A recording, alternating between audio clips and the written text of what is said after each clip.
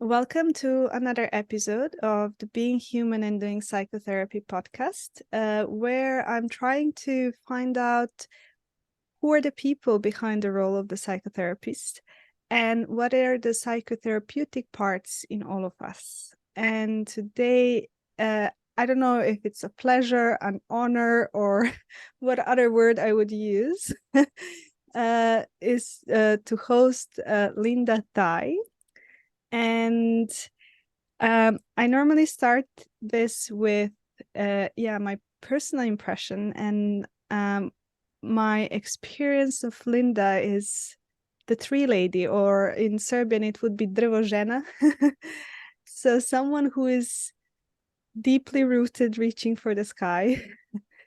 And someone who I felt was a gentle warrior, which is something I would like to embody. And all of this might be projections, but I am fine with that. And also something about a person who is able to be contactful. Because as I was speaking to you and seeing you, you were speaking to 1,000 people, and it felt to me that you were speaking to each and every one of us. And that was something quite incredible to experience, having that inner space to hold that many experiences and that many bodies and nervous systems. So that who I perceived Linda is, and I'm curious to get to know more of her in her own words rather than mine. So welcome, Linda. Thank you, Alex, for the warm introduction. And for those of you who may not have a context for what Alex was referring to, Alex and I met at the Oxford International Trauma Conference. I think it was late August, early September of 2023. And I was deep in the dragon's lair of colonialism in the Sheldonian Theatre.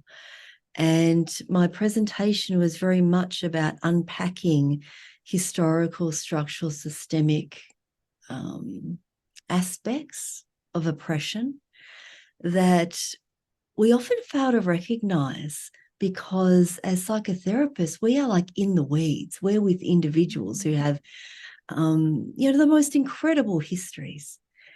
And yet there is the need to be able to take into account the fact that we've all walked into a movie theater and the movie's halfway through or a quarter of the way through, or it's already rolling, and we need to actually pause and go, what is the landscape that we've all been brought into, birthed into, inherited?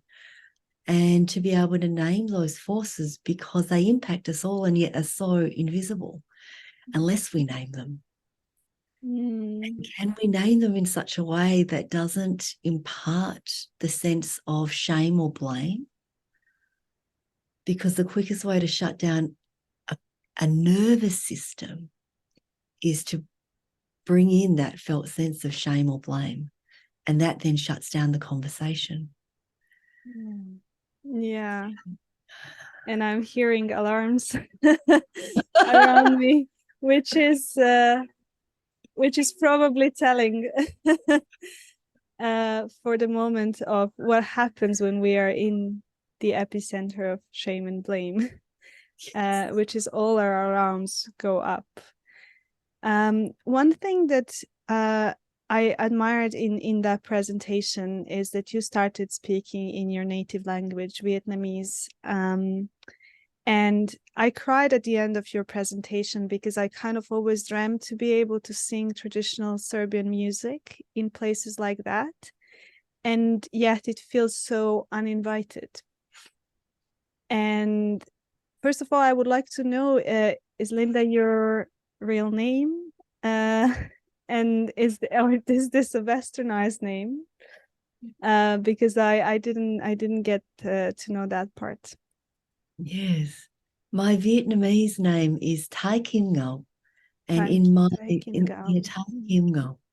And in the custom of my people, we say your last name first. We say your family name first, because who you belong to and who belongs to you is foundational and primacy. Like it's you know, who you are is a tree that is a part of a forest.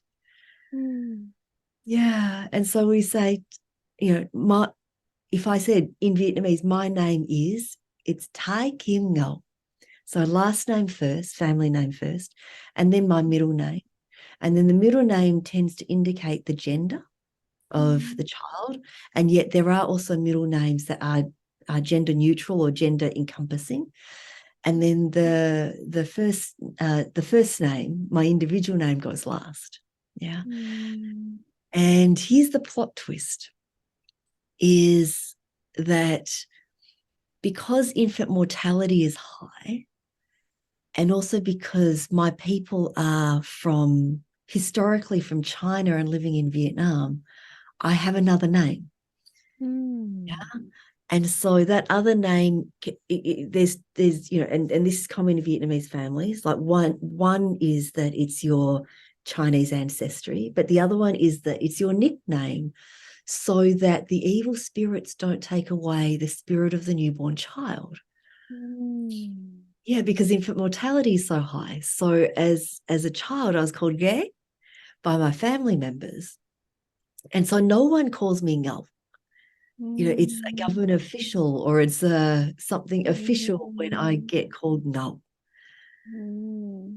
And so when my family as refugees made it to Australia, we lived in a refugee camp in Indonesia, and then we made it to Australia. And I'm 2 years and 2 months old. My little sister's 6 months old.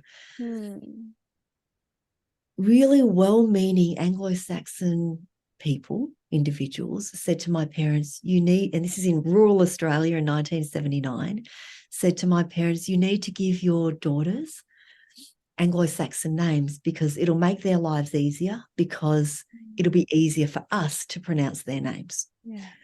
Right. So we're centering the convenience of the country, the people of the country in which we're now living.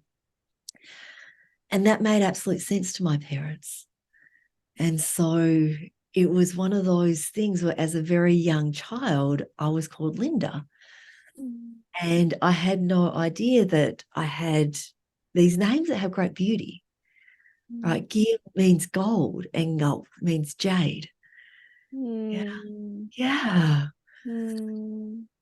All I knew was that when Anglo-Saxons would ask me what my real name was, I'd say it and then they'd butcher it.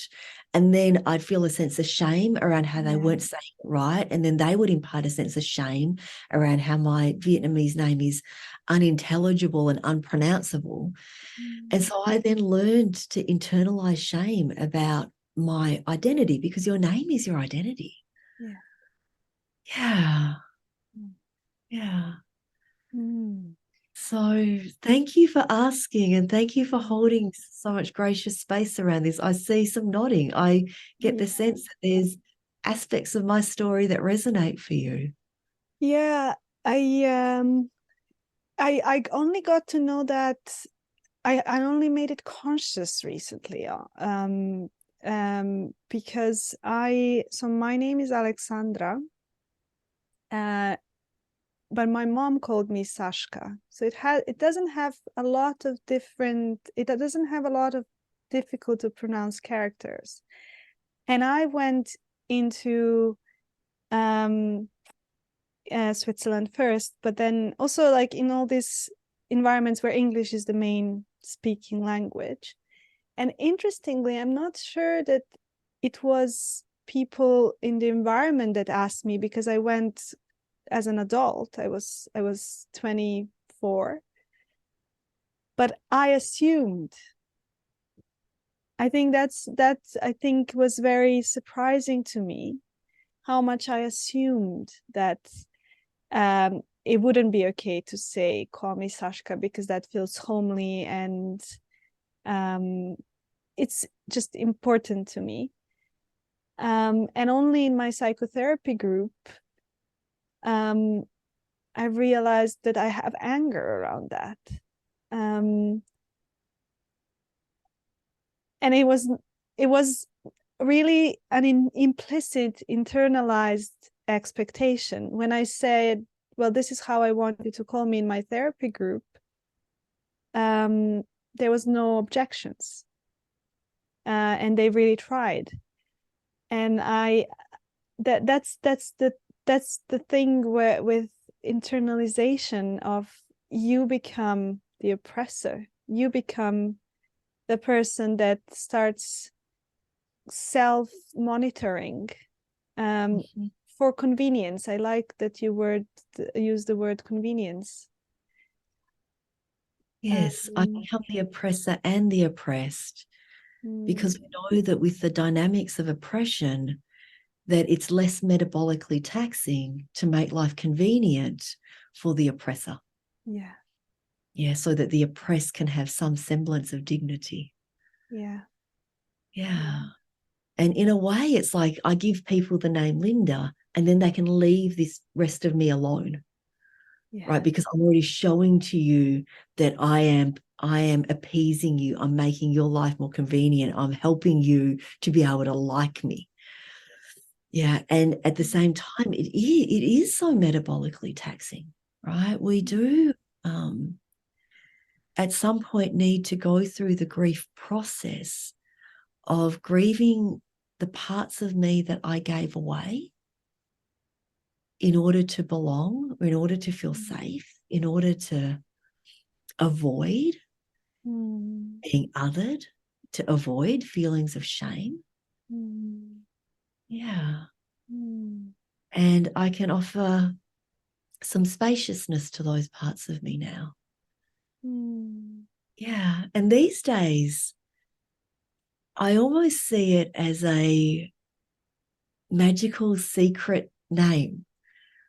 When I used to work as a stage manager, my peers would call me Lindy.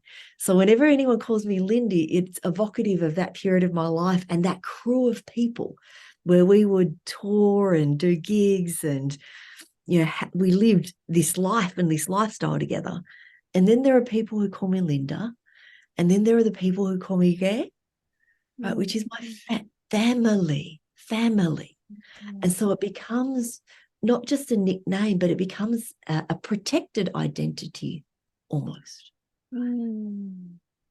Yeah, protected and honored and upheld. Like there are special people in your life who call you Sashka.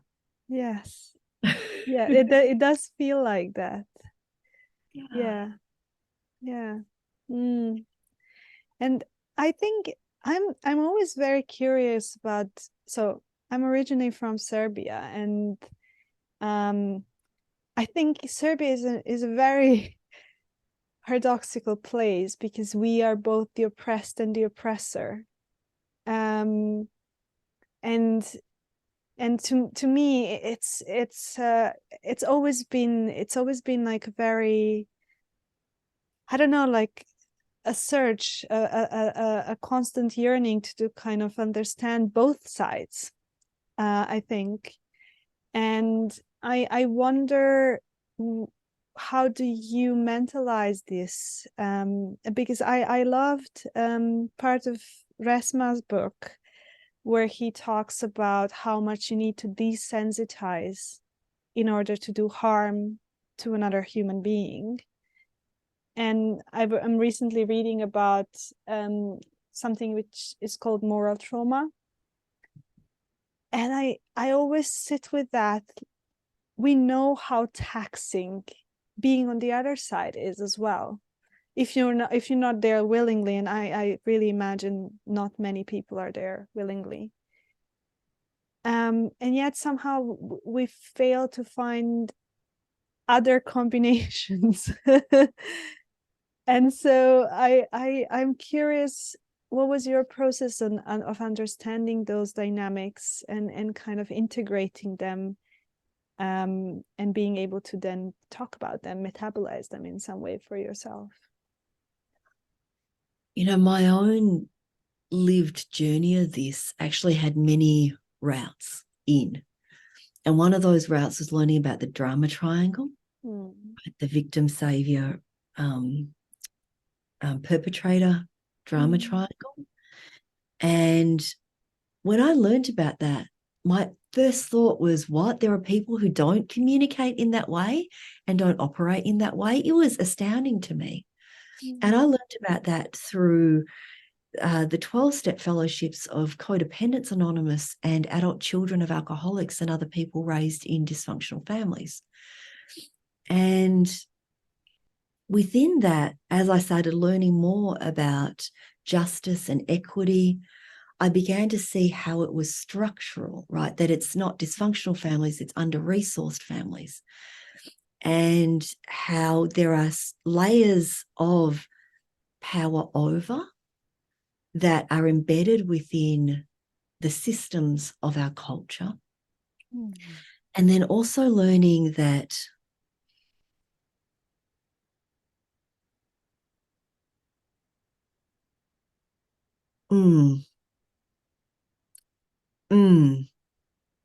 sorry, I just had to pause. I just had to pause and think about whether I was going to share this next story or not, but I will. So that was its own journey over on this side. And then over on this side of my life, you know, I was also attending Sex and Love Addicts Anonymous. I was also having my own experiences as a young person in the world, and also seeing the empowerment that happens when there's consensual dominance and submission. Yeah. And at the time, at one point in time, I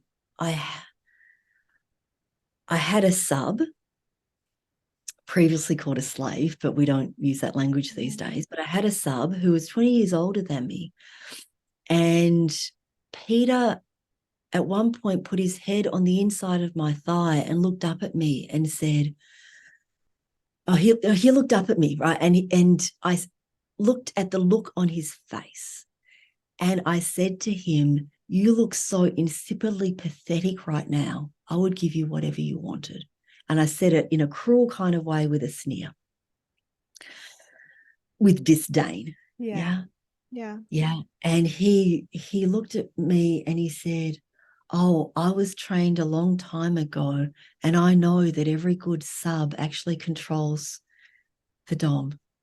Or in his words, every good slave controls their master. Yeah, the language that we move away from these days. Yeah. Because for people who aren't aware, it does very much land on the African American experience of enslavement. Yeah. And we want to separate the reality and the brutality of that from a consensual arrangement between adults where we take on roles. Yeah. So he said, as a good sub, I was trained to know that a good sub actually controls the dom. And in that moment, there were these light bulbs that went off, that it was only years later, once I learned about the dynamics of fawning and appeasement, not just within traumatic relationships, but between layers of society, between groups of oppressor and oppressed, that began to make some real sense to me. And the part that was challenging for me to reconcile back then with Peter was that I was fully aware that there was actually a brain orgasm.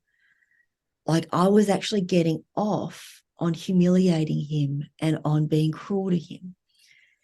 And at that moment in time, it made me aware that there was very little difference between me and extreme bullies.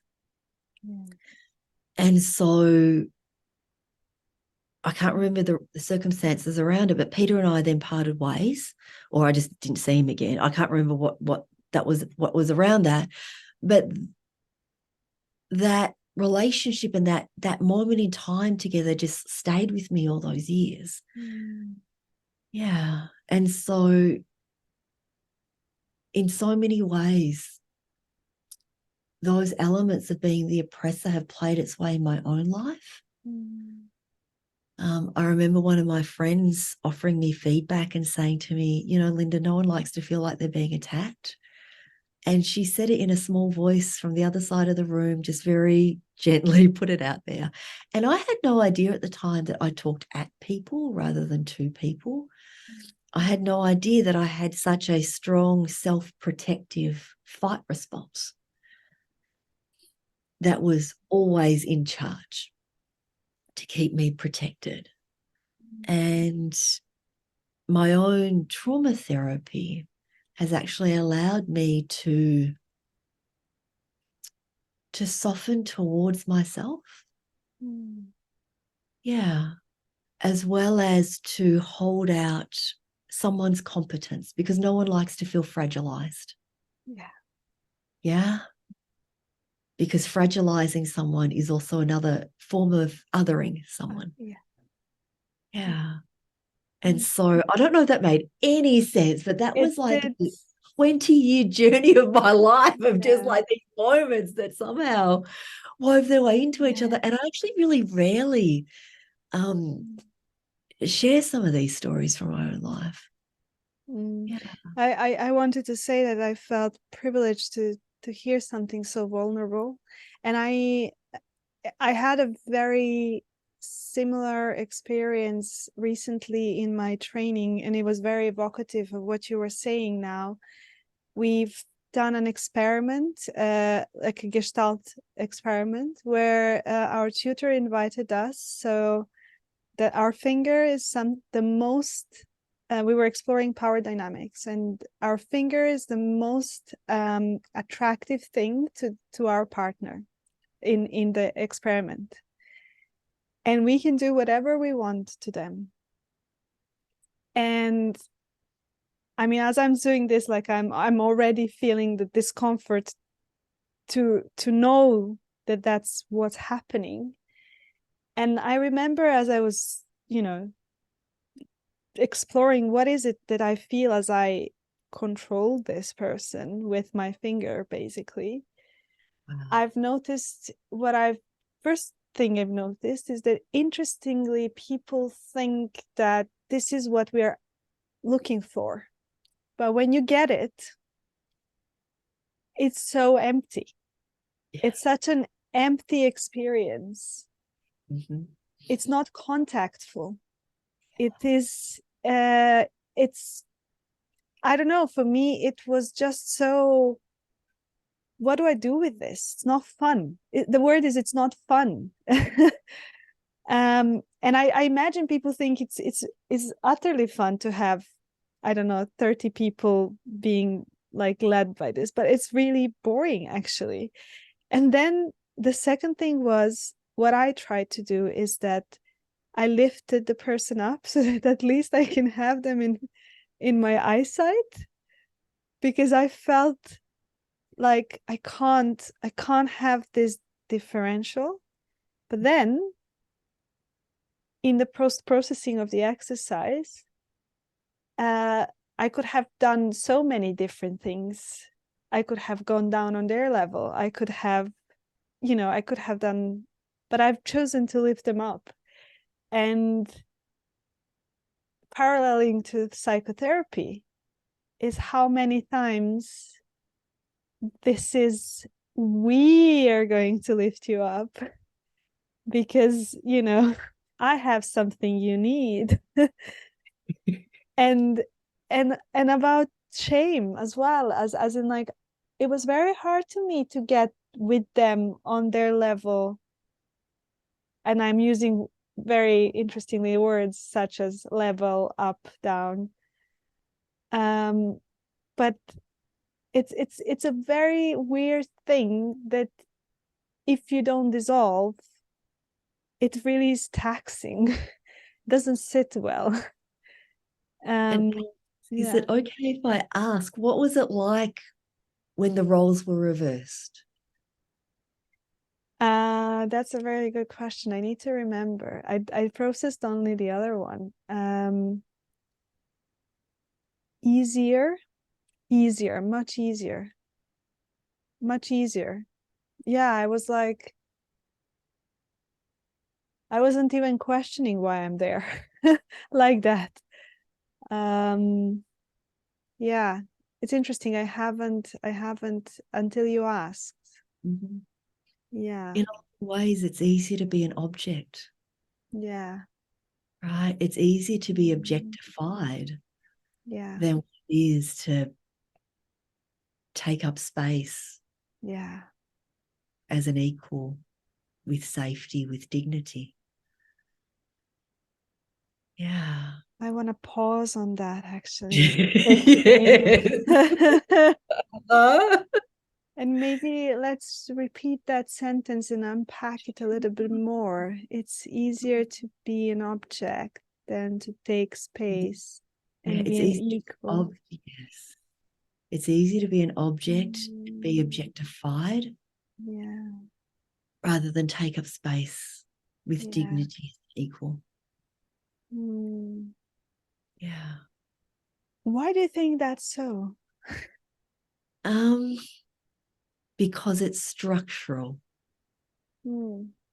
Because it's structural and it's less metabolically taxing, right? So if we look at the dynamics, say, of the patriarchy, yeah, Mm-hmm. right, with which for men, yeah, when we start to talk about unhealthy expressions of masculinity, right, it's about status and power and money, Mm. and women are objects and women are objectified. Mm. Yeah. And so within that paradigm, as in a female body, it's you know, and I see so many young girls and women. I know I've had a period of my life where I was like, let's just make myself the most beautiful, sexy object possible. And then I'm going to judge other women by how well they do or do not objectify themselves or let themselves be objectified. Because within those power dynamics, the only way to get further ahead is to be a good handbag to the right person. Mm. Yeah. Yeah. And there's so much sadness that then arises, as well as anger. Yeah. Yeah. That for some of us, we've actually trained the next generation or trained our peers or participated in a culture of objectification of ourselves in order to try to get ahead within a system that doesn't offer us the dignity of our own humanity, so Oh, that we yeah, don't even see that it's possible. exactly. As you said that, I just remember the sentence again coming from my training, where it was a friend of mine in the training who named it, and she said, "What I'm hearing you say is, am I even a human to you?"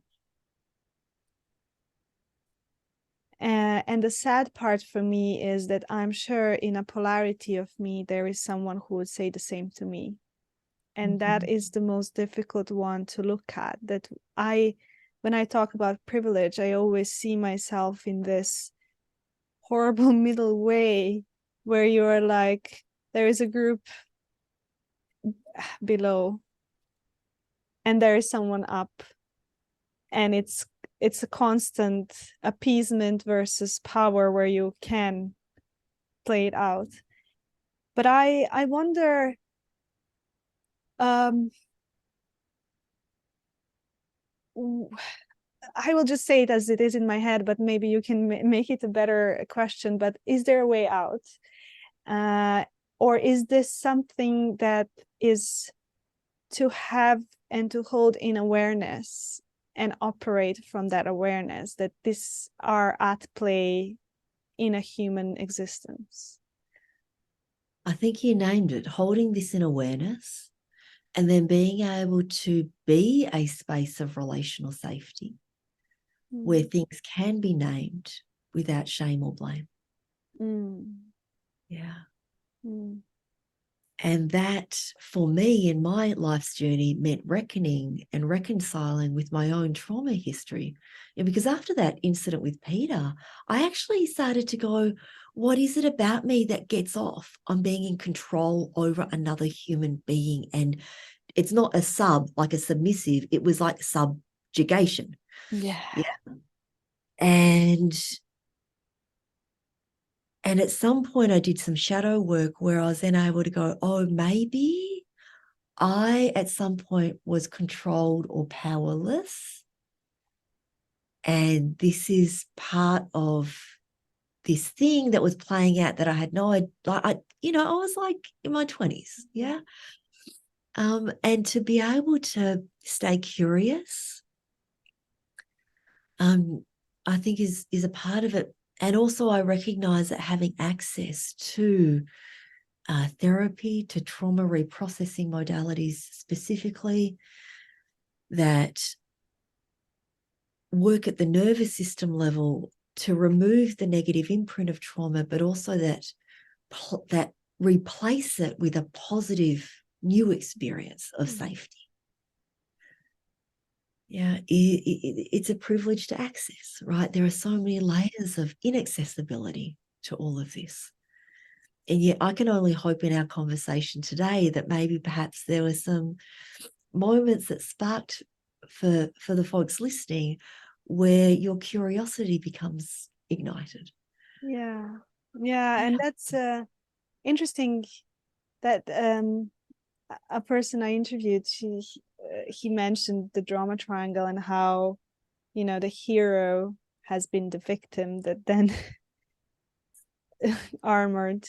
And I had the same part in me. I've done psychodrama, and I was the psychopathic part of someone's personality. And I was just so surprised by the joy of standing and being like, you are just this little worm. And I was sitting in that, saying it with such like I didn't feel anything.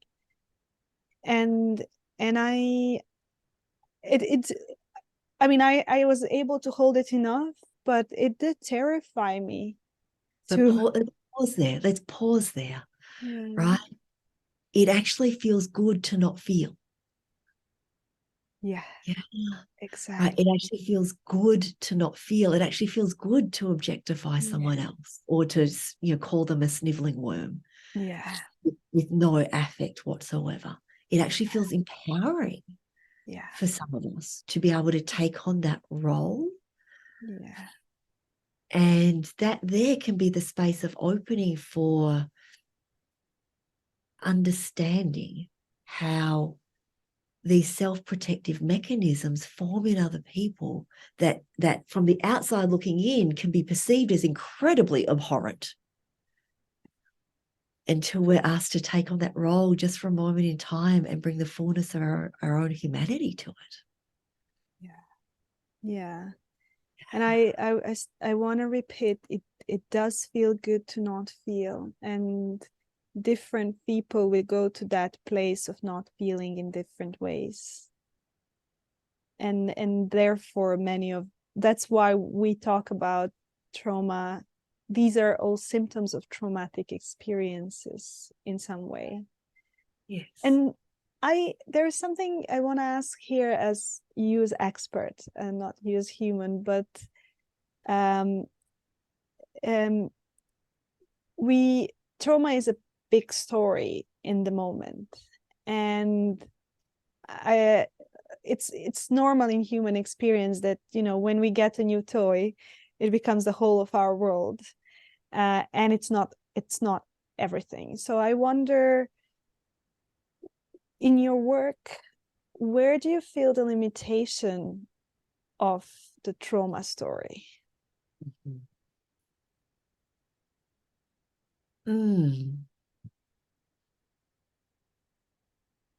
If you, I mean, it's No, I think it's a wonderful question. I think everything is derived from the vantage point that you're coming from. I work with clients who are very much identified with their trauma story, and yet it may have actually been a lifetime's work to actually name the trauma and then identify it as a way of reclaiming and moving through the grief of what was taken that shouldn't have been taken, and what was given that shouldn't have been given, and also what was not given that was your birthright. Yeah. And then I've also worked with clients where their trauma story has been the entirety of their lives, and there is no wiggle room either way. And so it can feel like I'm colluding with their trauma story, and yet what's happening in there, if I can pause and think about it clinically, is that there's been the lack of genuine, authentic listening and presence and validation. And there may also be in there like a truncated attachment cry. So they're telling their story, but they can't actually tell that I'm here. So I can be contactful, but they're not able to be contacted, or they're only open to being contacted in a certain way. Yeah. And that then, I can be curious about that so that my contact then can begin to land. And yet my training with Pat Ogden of sensorimotor psychotherapy, she says that, you got to deal with the trauma first.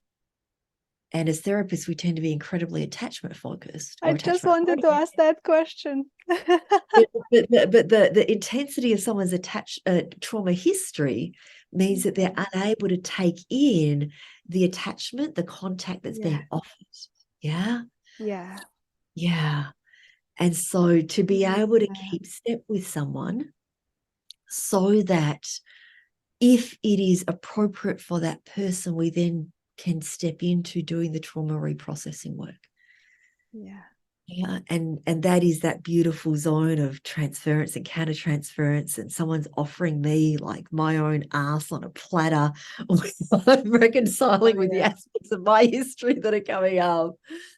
And at the same time, this is where they're not separate, but they're, there's the expressive arts, right? To be able to externalize the internal world so that we can then begin to develop a new relationship to it, right? To ourselves. And then there's also the psychoeducation, because we know that intellectualization can be the primary defense for many traumatized people.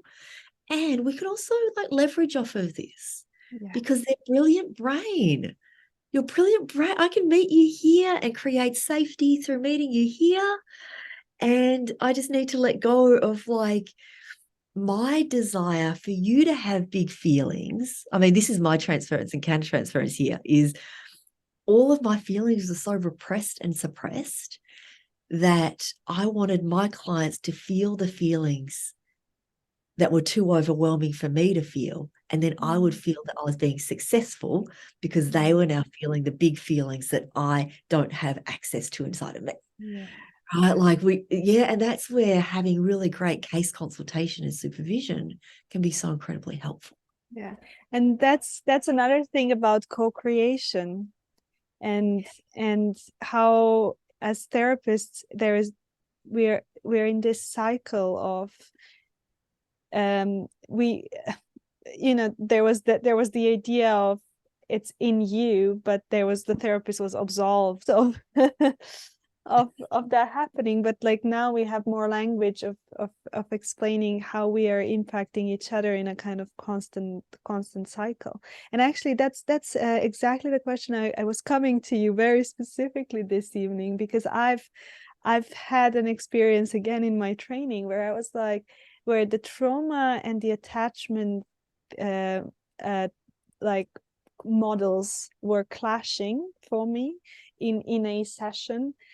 And I sat there, I was like, both are here and I don't know which one to work with first. And I was curious about, and it also reminded me of your talk about how much we are focused on attachment and how that structurally is a position of privilege, that we neglect the re-traumatization that happens when our clients go back to their communities.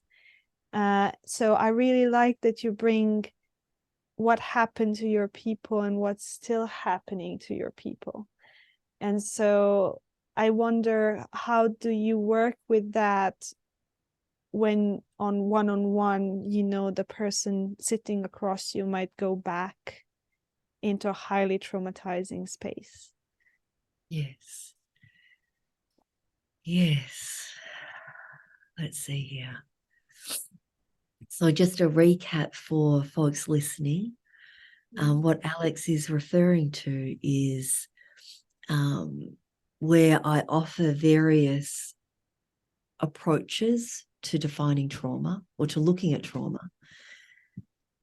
Traditional psychology says, what's wrong with you?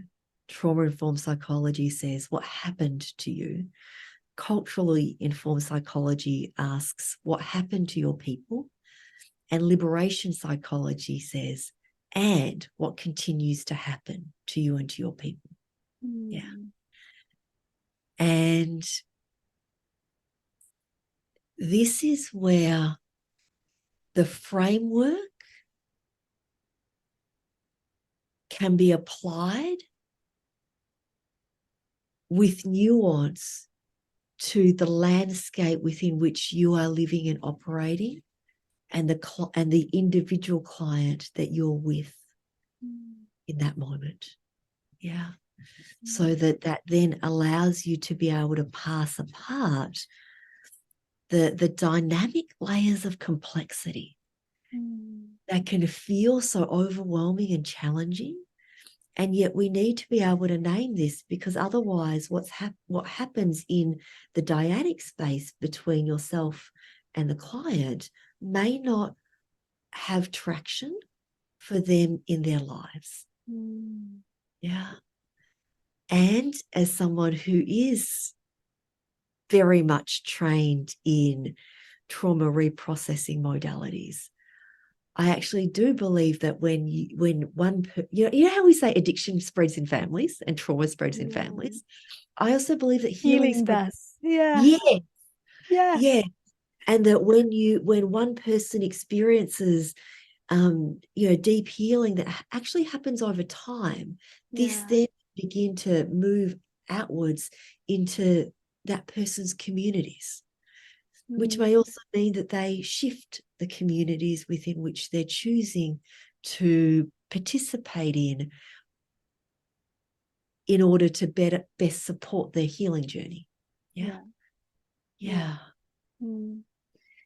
And I want to go, I think it's not going to be too much of a switch, but I would love to not miss unpacking my favorite thing about you, which is standing in your truth authentically, and yet naming things that are difficult. And I was in that conference that we mentioned. I was in your voice workshop, and the biggest impression for me was saying no in several different volumes, and having an embodied experience that no is enough, that there doesn't have to be screaming, that doesn't have to be increased levels of intensity for me to deliver my message. So my curiosity lies in, again, hearing your history, and we didn't even really name your history, but maybe we can say something about that. But hearing your history, I just imagine how hard that must have been. And I wish to know Linda that's 15, 20 years old. But I wonder, how did you sit in your own throne in the best possible way? In your own pelvis, which is it's a journey. It's a journey. It's an absolute journey. And when it comes to reclaiming the voice, because when we look at the dynamics of oppression, we're actually looking at voicelessness and choicelessness, loss of agency and loss of dignity. And so as one begins to reclaim one's voice, there's a lot of screaming, perhaps. There's a lot of rage. There's a lot of, I have a voice and I'm going to tell you I have a voice. I'm going to use it now. Look at me and my voice, my newfound. Yeah. And and I think the thing with trauma is that trauma is adaptation, and to be able to welcome with grace the truthfulness of all of these adaptations as pearls on a string of pearls. Yeah. And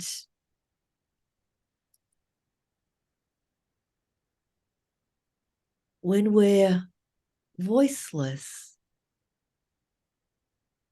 and then we become enraged, that's natural. Yeah. But at some point, I recognize that we're not actually voiceless. We've been talking this whole time. People aren't listening. Yeah. Oh, that, oh. Yeah. Yeah. Yeah. And it can be incredibly metabolically taxing to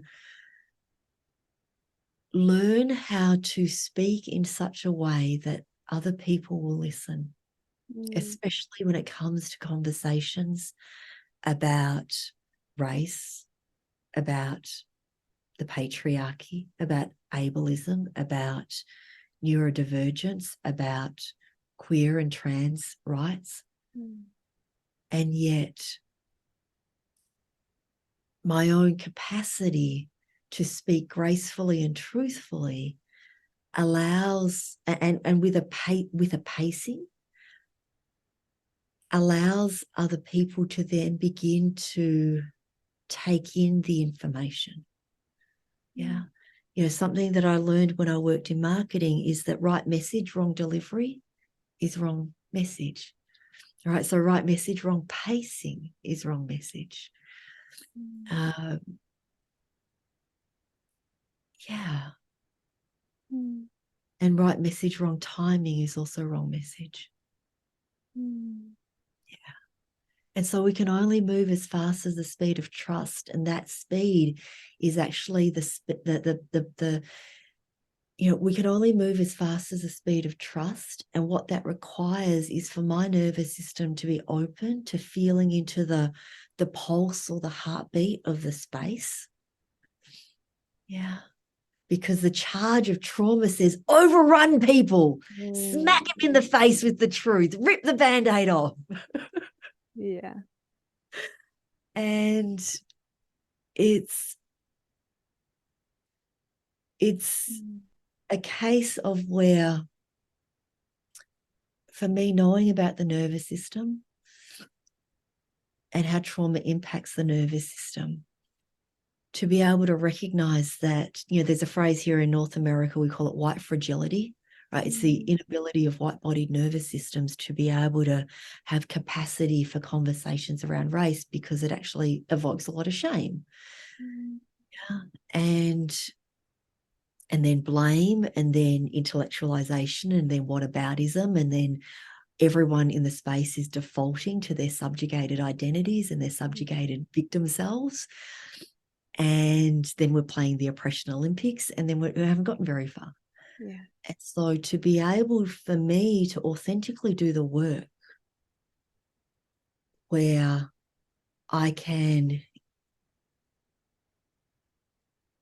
embody that presence has taken a lot of work. And to recognize that people in positions of power, groups in positions of power, have never had to reckon with feelings of shame or grief. And how can I invite people to step towards a conversation that's paced in a way that allows for a sense of safety and trust? Yeah.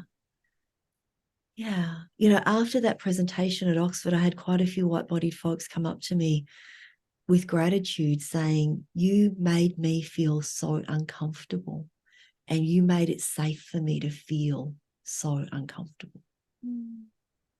Yeah, and I think that's at the heart of all of these hard conversations in our lives is, can we tether ourselves into a more expansive experience of trust and relative trust and relative safety. Yeah. That allows us to be uncomfortable together. Yeah. Yeah, it's interesting. What's coming for me is so much gratefulness for my training, because one of the things that we've learned is that feedback is relational. Yes. So me wanting to deliver a message that you're not ready to hear, or not willing, or whatever, not at the moment, is it's also a form of aggression Yes. on my part. Yes. And so and also there's something interesting as you're saying this. It's easy to other, but for me, I find it, again, being, if you can call it white presenting, I'm really finding it hard to navigate um, a new language, basically. But um, but I always, like, there was other whites that were kind of oppressing, so we were bombarded. But again, we were, and so like when you have them both inside, it was hard. Like the hardest awakening for me was to see how I was the worst patriarch. I was the, you know, well, the worst, but one of. Um, and it was healing as well, uh, because those internalized figures, then they can get the compassion they need inside me first, so that outside things can change. But um, I guess what I find, um, I always feel like there must, like, it must be that every person, regardless of their skin color, has a little bit of that separation inside of themselves. In Gestalt, I think they call it top dog underdog split. Um, so I wonder. I guess I wonder um about the complexity and the nuance of that, of the difficulty of recognizing and constantly staying in a top dog position, let's say. Um, because in my experience, if you're a human, you must be in both positions. Um, I don't know why I've said this. I don't know if it makes any sense. Maybe you can help me out, but but there is something about yeah, there's something curious about, like, oh, I can't understand their experience Mhm. somehow. And even Yeah. if I see the people in power, because I work in a lot of high power organizations, elitist, if you want, um, I don't, I don't like. There's always the guy above you, and so I feel like I find it weird, the difficulty to connect to those parts. Let's put it like that. You know, I call it one up, one down. Okay, yeah. Yeah, which is similar to the top dog underdog. Um, you know, I've heard people say that it's the human condition. Yeah. Mm.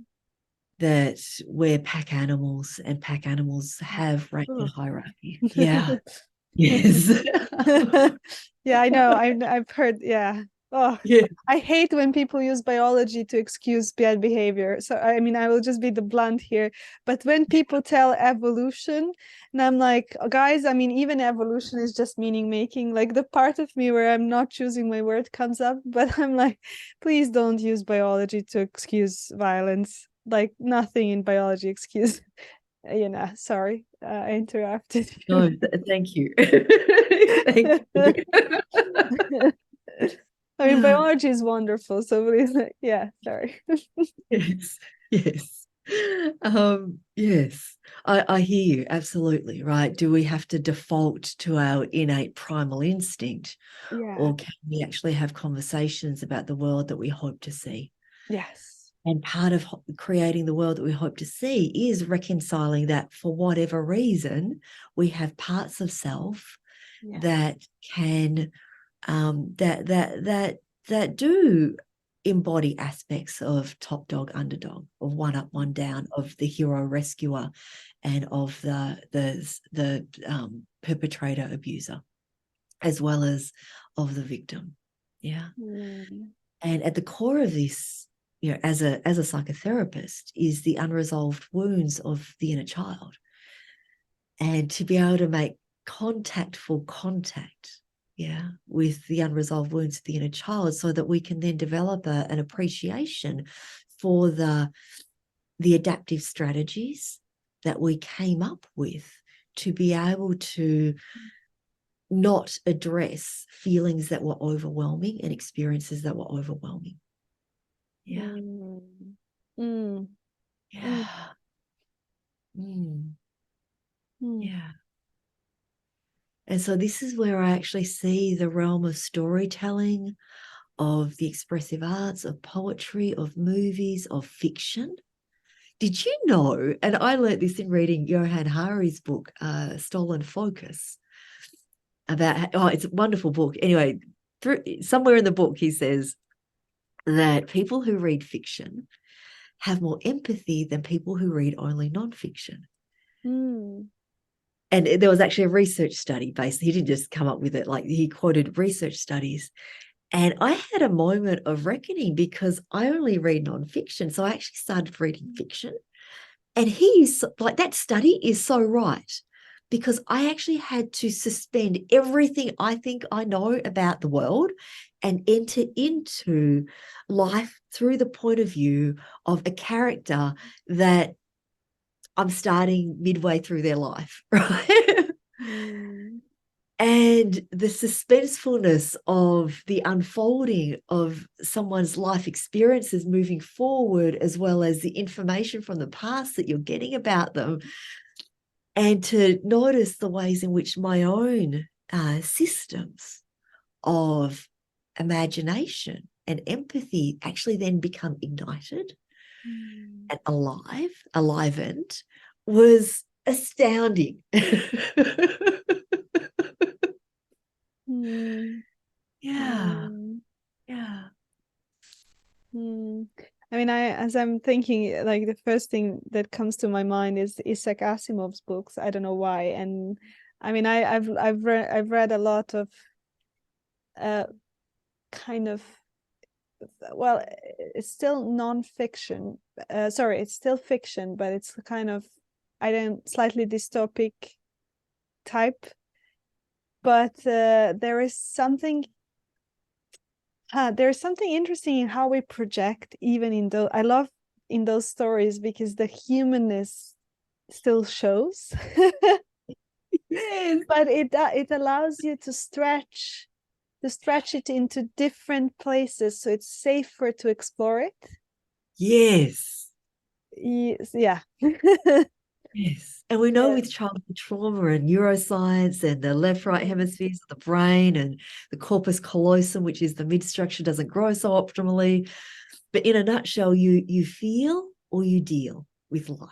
And so many of us feel life, but we struggle to deal with life, like the nuts and bolts of adulting. And some of us deal with life really well, but we struggle with the feeling of life, like feeling life. And then somewhere in amongst all of that, back to a question you asked earlier, the limitations of trauma is that we actually fail to see neurodivergence. And so for some of us, we struggle to deal with life because we're lacking in frontal cortex capacity, not because of trauma, but because of ADHD. Right? And so to be able to know all of that scientifically through the nonfiction that we read, and then to see ourselves in characters, in plays, in movies, through books, can be very not just humbling, but also a connection to the universality of what it means to be human. Yeah. And interestingly, you've I don't know why this came, but you were talking about eating a humble cake, and I love that. It's important from time to time, and if you don't want to eat it, life anyways gives it to you. One of my favorite sayings is, if you don't eat humble pie, then you're going to eat a shit sandwich. So you might as well learn how to eat humble Yeah. pie. Yeah. Yeah. Yeah. Yeah, exactly. Exactly. I love Yeah. it. I just love it. That it's like we have a lot. That's some things, this the loss of language, and some things that I love. I don't know. I love how you found ways to express these lovely things in English, because we have a lot of these small things in Serbian, but then it's kind of um it's the first time where I don't know if it's, I mean, the upbringing you have and a part of that communist way of collective humor with dealing with trauma, but there is something that feels very familiar in the way you walk through the world for me. But yeah, I wanted to ask about your journey. Oh, can we pause on that? Yeah, yeah, I'm here. I just want to pause because my brain just went pow, pow, pow, pow. Yeah. Because I often talk about you're wanting to reconnect to, look, I often talk about how I am redefining what it means to be Vietnamese, and I'm redefining what it means to be Australian, and I'm redefining what it means to be Alaskan because I'm living in Alaska. I'm redefining what it means to be a United States, person. And part of that for me has been traveling around the world and visiting Vietnamese diaspora communities, right? How have the Vietnamese who've relocated to London or Vienna or, Bern in Switzerland or, different parts, how are they all doing? And yet there are people who fled communism who are all over the world. And it would be fascinating to bring us all together to talk, to actually understand the traumatic legacy as well as the resilience, Oh yeah. Yeah. yeah, of having survived such an oppressive regime. Yeah. Yeah. Yeah. And honestly, it's, I mean, it's such a tricky subject, but being in a soft communistic regime, whatever that means, I think Serbia was probably the one of the like ex-Yugoslavia was probably one of the rarely privileged ones, although yeah, complicated. But there is something about, I feel like it was an experiment whose results we should not just dismiss, because there's a lot to be learned uh, from that, how we behave in such systems, also how we thrive. I mean, most of Serbia was built in communal effort, um, or at least some roads, and people loved to do it together. So people love to do things together. So there is a secret spice in getting people to do things together. Um, and it's not always money. and and I think it's important if we are to find a more balanced, nuanced life. Um, so as well as capitalism is another experiment, but I think it as like instead of denigrating it as the horrible thing that happened, there are some good parts that I think we can pick from that. And interestingly, I mean, it's a weird thing. I was a child, but during the bombing in Serbia, there was a TV show and lots of humor in making fun of the leaders, and I remember this vividly with a lot of comfort. And it was hard. The other part was hard, but us staying together was so important. And also like how we separate healing from in a therapy room, and how little we give back to community and how little we create communities to do so. So I would love to have us together.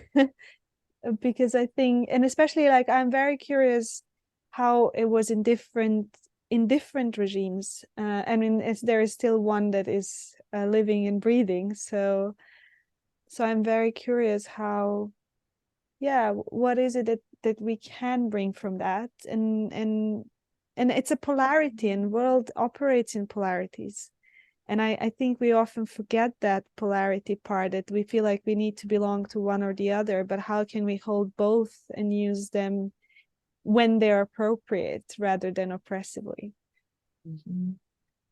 I love the nuance that you're bringing to this, because, I often have conversations with friends about capitalism, because capitalism in different countries actually operates differently. Right.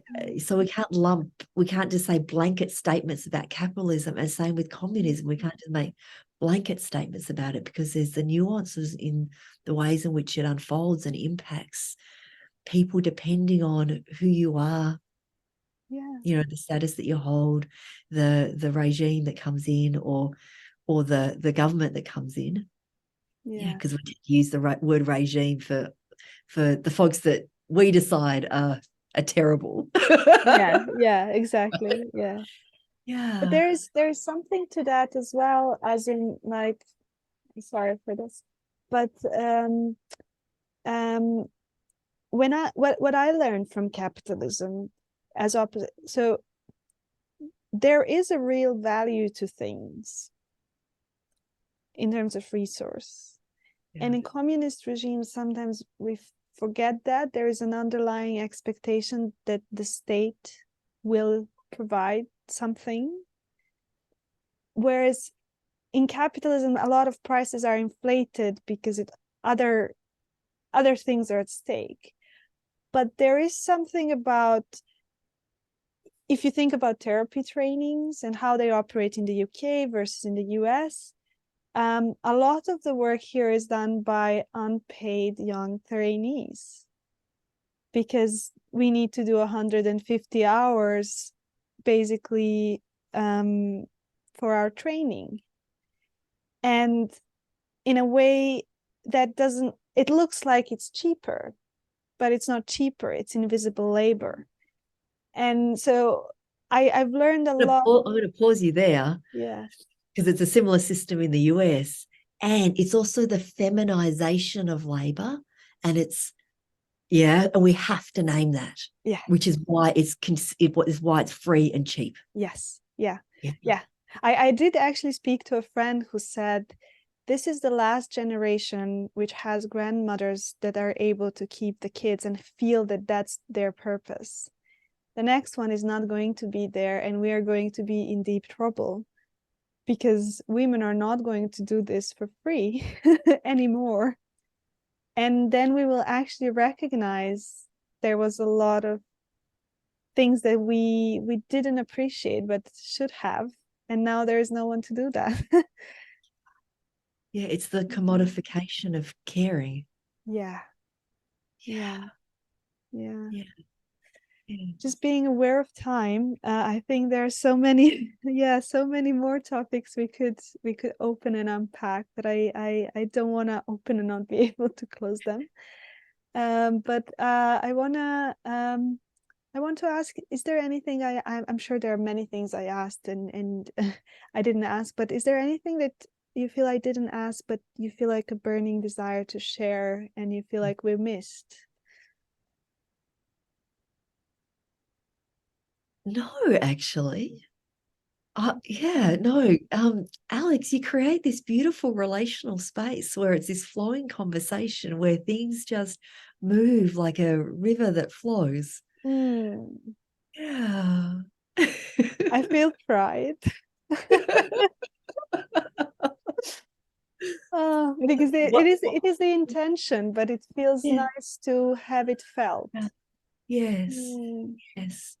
And for the audience, I think one loop that I'd like to complete was a question that you asked about me being on stage at the Sheldonian, and and also relating that to being able to embody a no, and being able to embody grace, and being able to embody, I am here, but I'm not going to overpower you because I have the power position of being on stage.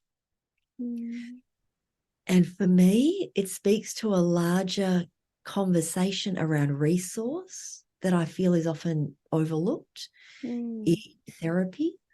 And for me, when I got up on that stage and I started speaking in Vietnamese and introducing myself in Vietnamese, it was like my ancestors came to be with me, because I'm not going to say my name in my native language and say my grandparents' name and like collapse into a little shell. And I'm also not going to say my name and say their names and like, put on the fight stance, because that's not what they taught me how to be. And there are things that each of us can do that can remind ourselves of our own inherent dignity and worth, that allows us to then be able to have a voice that comes from the earth, through the pelvis, through the fire of the diaphragm, through the heart space. Yeah. And channeled through the throat, the face, the eyes, where I'm not holding anything back. And I'm speaking truthfully. Without shame, without blame.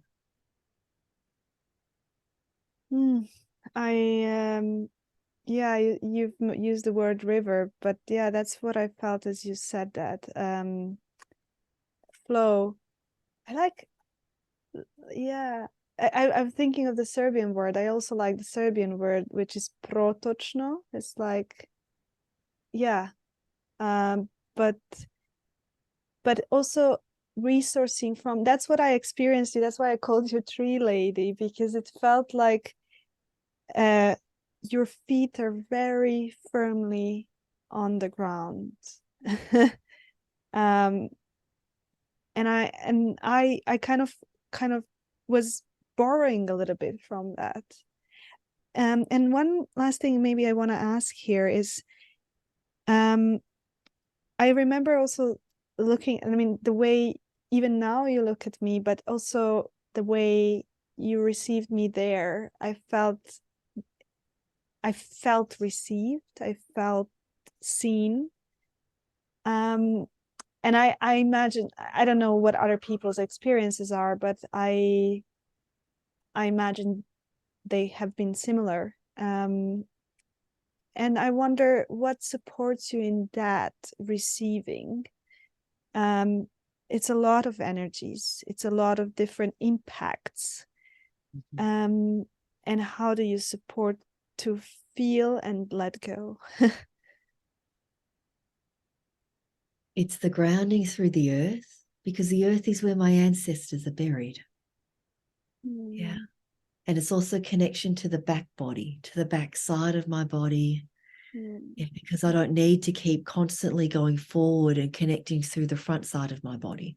And so even when, and particularly more so when I'm hugging someone or holding them, being present with you, it tends to be front to front.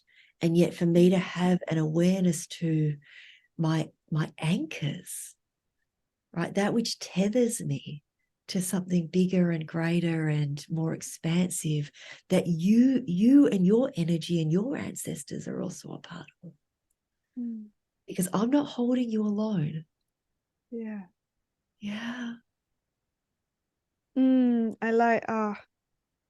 I think I'm going to use this with my clients. I love it. Yeah. One of my teachers, she says the back is back. It's probably been, for me at least, the longest of journeys to feel it. But yeah, it's a wonderful reminder of that. Yes, I am held, and so are you, Alex. Yeah. We forget, and it's okay. Yeah, exactly. And one last question, which I love to ask because of the idiosyncrasies in people, which is there an absurd thing about you that not many people know about? Something that feels un-Linda Thai-like. Yeah, I used to be the first lady of Australian All-Star Wrestling.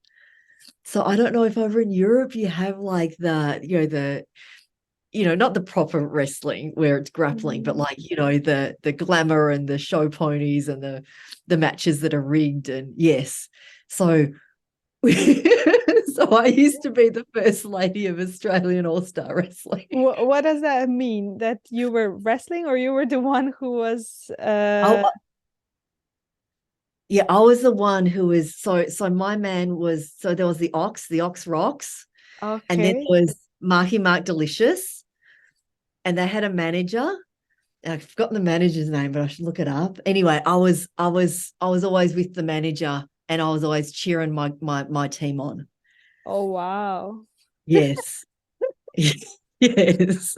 And that's something, yeah, the span of your experience, the breadth of your experience. Can't wait for the book. Can't wait for the book. Yeah, lovely. Thank you. Yeah, thank you for you. That's it. The feeling is mutual, Alexandra. Mm. And I must say, it's the first time I've heard my name without a twitch. I love it. I get that. Yeah, lovely. Thank you again. Oh, you're so welcome.